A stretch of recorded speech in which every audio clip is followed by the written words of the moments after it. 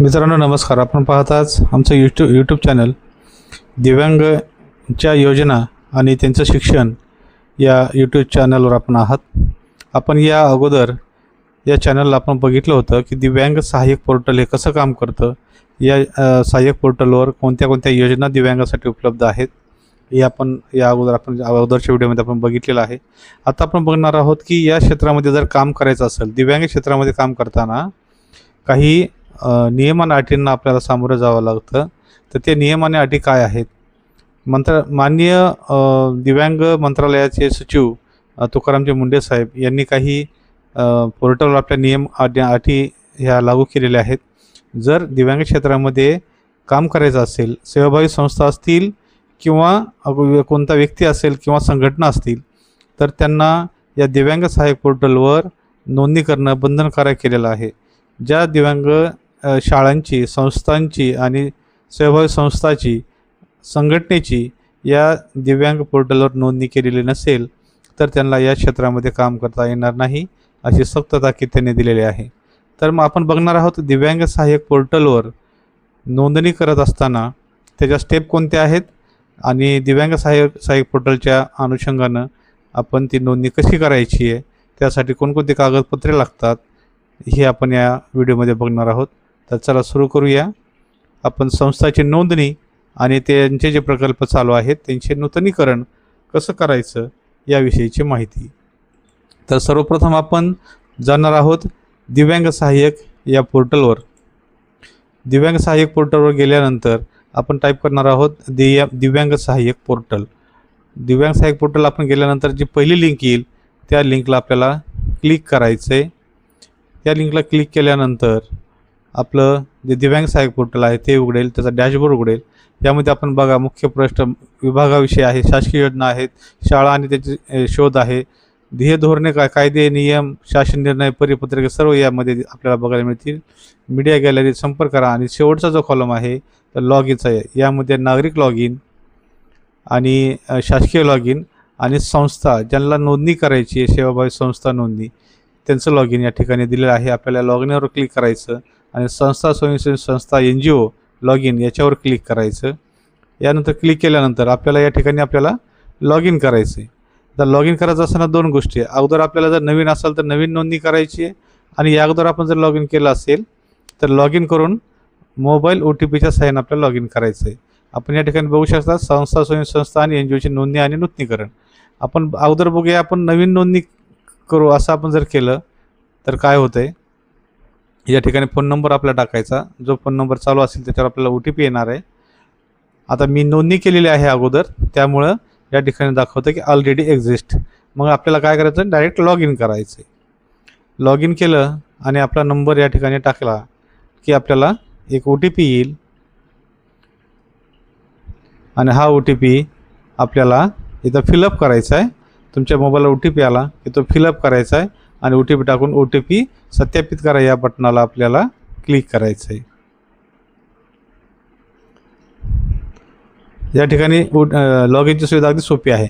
यामध्ये आता या 5 प्रकारामध्ये आपल्याला नोंदणी करायची: पूर्वतयारी आणि स्वीकृती, संस्थेचा तपशील, कायदेशीर आणि व्यवस्थापन माहिती, आर्थिक आणि कागदपत्रे आणि स्वयंघोषणापत्र. या 5 विभागामध्ये या ठिकाणी बघा संस्था, NGOची नोंदणी करा असा हा या ठिकाणी एक कॉलम आलेला आहे.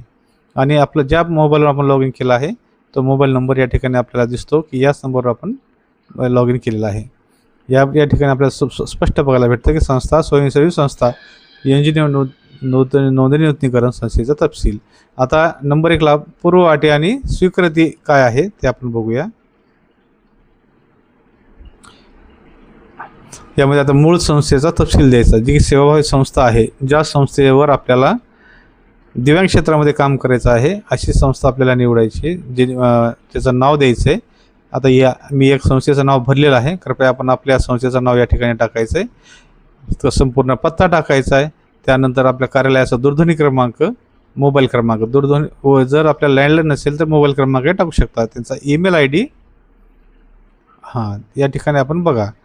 जर नसेल तर आपण दोन्हीही एकच नंबर टाकला तरी आपल्याला हरकत नाही आहे. त्यानंतर ईमेल ID या ठिकाणी जो संस्थेचा ईमेल ID आहे तो टाकायचा आहे. आणि त्यानंतर सगळ्यात महत्त्वाचं जो आहे त्याच्यामध्ये तुम्हाला आपल्याला वेबसाईट पाहिजे. वेबसाईट जर नसेल तर आपल्याला वेबसाईट तयार करावं लागेल. वेबसाईटशिवाय हा फॉर्म पुढे जाणार नाही, हे आपण लक्षात घ्यायचं आहे. मग संस्था स्वयंसेवी संस्थांचं नोंदणीकरण कसं करायचं, ते प्रोफाईल कशी भरायची बघा.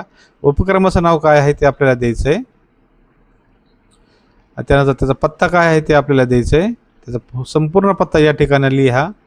त्यानंतर कार्यालयाचा दूरध्वनी क्रमांक, ईमेल आय डी जो वर टाकला तोच ईमेल आय डी या ठिकाणी टाकला तरी काहीही हरकत नाही. आणि संकेतस्थळ ज्याला आपण की वेबसाईट म्हणतो, वेबसाईट जो वर टाकला तो इथे टाकला असेल तरी काहीच हरकत नाही. आणि संकेतस्थळ जो आपण वरती टाकलेला आहे वरच्या कॉलमला तो तेच संकेतस्थळ आपण या ठिकाणी टाकणार आहोत. जर संकेतस्थळ तुमचं केलेलं नसेल तर ते तुम्हाला दाखवतो पुढे काय होतं. मग तुमचा कोणता प्रकल्प आहे यामध्ये बघा. आपण त्याला म्हणतो प्रारंभिक हस्तक्षेप केंद्र आहे का, 6 वर्षात बालकातील संगोपनाचं आहे, विशेष शाळा आहेत. तुम्हाला काय याच्यातून निवडायचं तर तुम्ही निवडू शकता. हे सगळे या ठिकाणी आपण दिलेलं आहे. तर मी या ठिकाणी तुम्हाला दाखवतो काय निवडलं मी. माझ्या संस्थेला मला शाळा चालू करायची तर मला विशेष शाळा याच्यावर क्लिक करायचं आहे. क्लिक केल्यानंतर पुढे जायचं.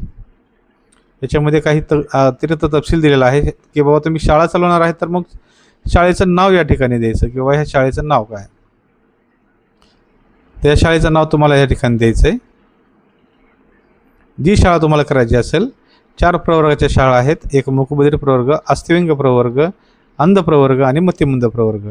तर मी नाव दिलं मूकबधिर स्कूल. मग तो कसा असेल, त्याचं निवासी अनिवासी की दोन्ही प्रकारची शाळा असेल हे आपल्याला या ठिकाणी निवडायचं आहे. मग या किती मुलांची संख्या असेल या शाळेमध्ये प्रवेशित मुलांची ते निवडायचं आहे. ते आपण टाईप करून भरा. आणि दिव्यांगाचा प्रवर्ग कोणता असेल तर मूकबधिर हा प्रवर्ग आपण निवडला. ही सगळी माहिती भरून झाल्यानंतर एकदा चेक करा आणि जतन करून पुढे जा. असं जर म्हटलं तर आपण पुढच्या पेजवर जाणार आहोत. आता इथे बघा इनव्हॅलिड का दाखवतं की ही वेबसाईट अवेलेबल नाही. मग आपण योग्य वेबसाईट टाकली तरच आपला हा फॉर्म पुढे जाऊ शकतो. आता मी योग्य वेबसाईट टाकली, आता हा फॉर्म आपला पुढे जाईल. पुढे गेल्यानंतर हा पेज अशा प्रकारचं ओपन होतं. हे खूप महत्त्वाचं पेज आहे. आपण वरच्या भागाला जाणार आहोत. संस्थेचा संपूर्ण तपशील या ठिकाणी आपल्याला भरायचा आहे. हे जरा थोडं काळजीपूर्वक भरणं आपल्याला गरजेचं आहे. आता नोंदणी कायदे आपण बघतो. संस्था नोंदणी किंवा सेवाभावी संस्था आपण ज्यावेळेस नोंदणी करतो त्यावेळेस 2 कायदे असतात, 1860 आणि 1950 कायदा. यानुसारच या सेवाभावी संस्था नोंदणी होतात. मग कायदे निवडामध्ये आपण 1860 अगोदर निवडलं. इथं क्लिक केलं की आपल्याला सर्व कायद्यातील कंपनी कायदा असेल, कंपनीचा असेल तर 2013चा तो कलम 8 मध्ये ती कायदा येईल. सर्वप्रथम सोसायटी नोंदणी कायदा 1860 निवडला. त्याचा नोंदणी क्रमांक या ठिकाणी टाकायचा आहे.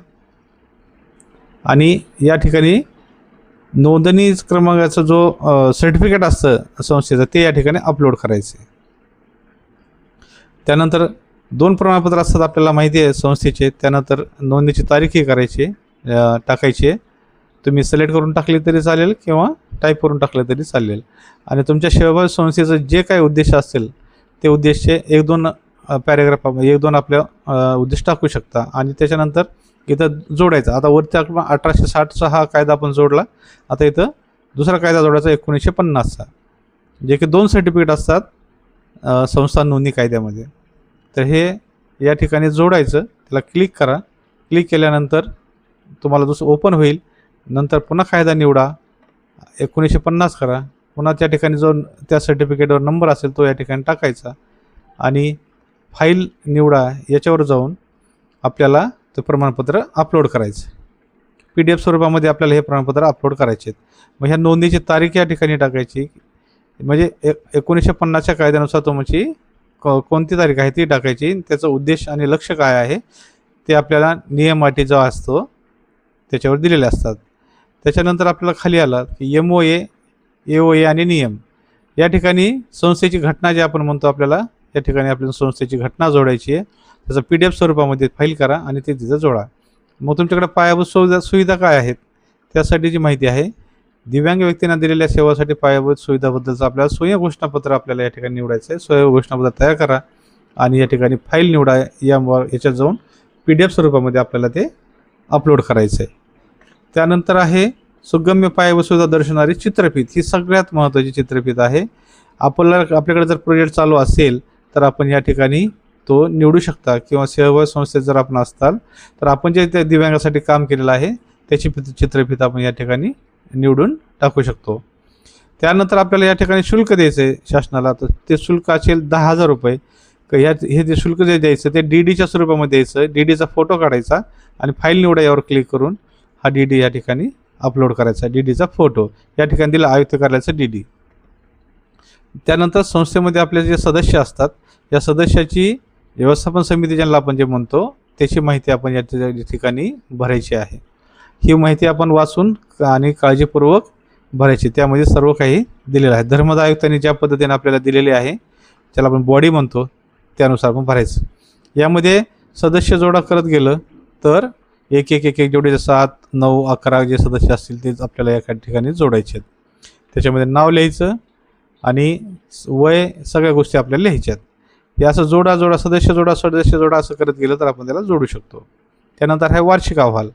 तर वर्षामध्ये आपण ज्या संस्थेने कार्य केलेलं आहे किंवा आपल्याकडे जर शाळा असेल तर या शाळेने जे काम केलेलं आहे त्याचं आपल्याला वार्षिक अहवालाची फाईल इथं या ठिकाणी जोडायची. हे PDF स्वरूपामध्ये आपण जोडू शकता. या वार्षिक अहवालाची फाईल फोटो एकत्र करा, त्याचा PDF करा आणि फाईल इथं जोडायची. त्यानंतर लेखापरीक्षण अहवाल. आपल्या सेवाभावी संस्थेचा लेखापरीक्षण अहवाल असतोच, तो या ठिकाणी जोडायचा आहे. मागील 3 वर्षाचा लेखापरीक्षण अहवाल जोडायचा आहे. मग आपल्याला जे उपक्रम आहे ते कुठे करायचं आहे, त्या ठिकाणी आपल्याला लाभार्थी कुठून मिळतील हे ओळखून आपण या लाभार्थीचे जे अपेक्षा आहे आपल्याला कुठून मिळतात, कोणत्या जिल्ह्यातून कोणत्या तालुक्यातून आपल्याला मिळतात त्या तालुक्याचे नाव किंवा जिल्ह्याचे नाव आपण या ठिकाणी प्रविष्ट करायचे. आपण टाईप करून या ठिकाणी ही स्थाने लिहू शकता. त्यानंतर आपली जागा कशी आहे, आपला जो उपक्रम राबवायचा आहे किंवा उपक्रम राबवत आहात याचा जागा कसा आहे, भाड्याची आहे, किंवा मालकीची आहे किंवा कशी आहे, हे स्पष्ट माहिती या ठिकाणी लिहायची आहे. आणि जर भाड्याची असेल तर स्वप्रमाणित पुरावा आपण या ठिकाणी त्याला करायचं, एक प्रमाणपत्र लिहायचं, त्याच्या सही शिक्का मारून या ठिकाणी फाईल निवडायची आहे. त्यानंतर संस्थेशी काही संबंधित कायदेशीर समस्या आहेत का, न्यायालयीन खटले चालू आहेत का याबाबतची माहिती आपल्याला या पॅरेग्राफमध्ये लिहायची आहे. नसेल तर कोणतेही खटले चालू नाहीत किंवा कोणतीही कायदेशीर समस्या नाही असंही आपण या ठिकाणी लिहू शकता. असेल तर ते प्रकरण काय आहे या ठिकाणी आपण सविस्तर लिहायचं आहे. हे बघा ही भरपूर जागा दिलेली आहे, या ठिकाणी आपण ते लिहायचं आहे. संस्थेशी संबंधित काही तक्रारी असतील, कुणी तक्रारी दिली असतील, काही सदस्यामध्ये काही तक्रारी असतील किंवा काही असेल तर या ठिकाणी आपण त्याचा प्रविष्ट करायचं आहे. काय प्रकार आहे, तक्रार काय आहे त्याचा तक्रारीचा तपशील आपण प्रविष्ट करायचा आहे. त्यानंतर आपल्याकडे जर नोंदणीचं प्रमाणपत्र असेल किंवा उपक्रम जर चालू असेल, आपल्याकडे एखादी शाळा चालू असेल, वसतिगृह चालू असेल काही, तर त्याचं प्रमाणपत्र या ठिकाणी आपल्याला या फाईलमध्ये निवडायचं आहे. हे आपण PDF स्वरूपामध्ये निवडू शकता. मग आता आपण त्या उपक्रमामधून काही विद्यार्थ्यांची शुल्क घेताय का, तर ते शुल्क घेत असाल तर येस करा. आपण जर विद्यार्थ्याकडून कोणताही शुल्क घेत नसेल तर आपण इथं टिक मार्क करायची नाही आहे, आपण तसं सोडून द्यायचं आहे. आता हा एक महत्त्वाचा भाग आहे की जिओ टॅगिंग आणि चित्रफित. आता जिओ टॅगिंग कशी करायची यासाठी आपणाला मी स्वतंत्र एक व्हिडिओ करेल आणि आपण गेलात यूट्यूब चॅनलवर तर आपल्याला ते बघायला मिळतं कसं करायचं. आपण बघा, त्यामधून जिओ टॅगिंग करा आणि फोटो सगळे आपण जे उपक्रम राबवतात त्याचे आपण जिओ टॅगिंगमधून फोटो घ्यायचे, त्यात कोणते फोटो अपलोड करायचे हे सर्व या ठिकाणी दिलेलं आहे, आपण ह्या वाचून घेऊ शकता. आणि याचेच आपल्याला फोटो या ठिकाणी जोडायचे. हे सर्व आपण एकत्र करायचे आणि एकत्र करून फाईल अपलोड या ठिकाणी आपल्याला ते अपलोड करायचे. आपण त्याच्यापूर्वी सगळं वाचा, आपल्या लक्षात येईल. या ठिकाणी फाईल अपलोड करायची. ही सुद्धा आपण PDF स्वरूपात किंवा फोटोच्या कमी MB मध्ये जरा थोडी साईज आपण करू शकतो. आणि त्यामध्ये पण सगळ्यात दुसरं महत्त्वाचं म्हणजे चित्रफित. आपण जो उपक्रम चालवत आहे या उपक्रमाची चित्रफित आपण या मुद्द्यांच्या आधारे करायची आहे आणि फाईल निवडा या ऑप्शनला जाऊन ती चित्रफित त्या ठिकाणी अपलोड करायची आहे. जीवस्थानामध्ये आपण या ठिकाणी जर सध्याचे स्थान वापरा म्हणलं तरी हा नकाशा येतो आणि हा सर्व ही माहिती सगळी भरल्यानंतर आपण जतन करून पुढे जा याच्यावर क्लिक करायचं आहे. फक्त आता काही गोष्टी अशा आहेत, यानंतरची पुढची जी स्टेप आहे कायदेशीर आणि व्यवस्थापन माहिती हे आर्थिक आणि कागदपत्रे आणि सोया घोषणापत्रे एवढं महत्त्वाचं नाही. याच्यामध्ये कायदेशीर माहिती ही दिलेली आहे की आपल्याकडं मदत कोणती मिळते, अनुदान कसं भेटतं, आणि आर्थिक आणि कागदपत्रेमध्ये आपल्याला दिलं आहे की आपला लेखापरीक्षण अहवाल कसा आहे, संस्थेचा परीक्षण अहवाल किंवा आपण जो उपक्रम चालवता त्याचा लेखापरीक्षण अहवाल या ठिकाणी आपल्याला अपलोड करायचा आहे. आणि त्यानंतर सोया घोषणापत्रामध्ये आपण एक टिक मार्क करायचं, त्याच्यामध्ये दिलेलं आहे त्यांनी लिखित, त्याला टिक मार्क करायची आणि त्याच्यानंतर हा फॉर्म सबमिट करायचा. सोया घोषणापत्र ऑलरेडी ह्या वेबसाईटलाच आहे आणि त्यानंतर आपण हा फॉर्म सबमिट केला की हा सबमिट केलेला फॉर्म हा मान्य आयुक्त यांच्या लॉगिनला जाणार, तिथून ते व्हेरीफाय करणार आणि व्हेरीफाय केल्यानंतर तो मान्य शिवसाहेब यांच्या लॉगिनला येणार आणि शिवसाहेबाकडून व्हेरीफाय झाला तर आपल्या उपक्रमाची तपासणी होईल. शिवसाहेब त्याच्यावर रिमार्क करतील आणि तो परत मान्य आयुक्त दिव्यांग कल्याण पुणे यांच्याकडे जाईल आणि ते त्याला परवानगी देतील. यानंतर आपल्या संस्थेची, आपल्या शाळेची म्हणजे उपक्रमाची या ठिकाणी नोंदणी होईल. अशा पद्धतीने ही नोंदणी करायची आहे. आपण या पद्धतीने नोंदणी करू शकता. धन्यवाद.